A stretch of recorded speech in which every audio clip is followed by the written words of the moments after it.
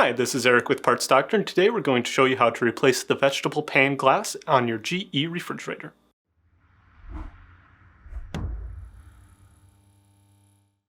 If you need to purchase a new vegetable pane glass for your refrigerator, check out our website, partsdoctor.com, where we sell parts for all major appliance brands. Start by opening the doors. Then, pull one drawer forward. The glass sits in a slot at the front of the cover. To remove, reach into the drawer and lift up on the glass while sliding it towards the back of the refrigerator compartment. Then, lift up and out.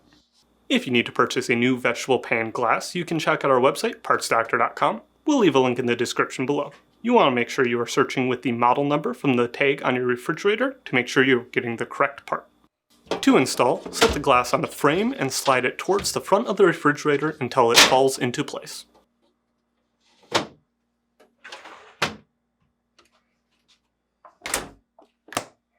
That's it for today, and if you found this video helpful, please leave us a like and comment down below, and for more videos like this, please consider subscribing.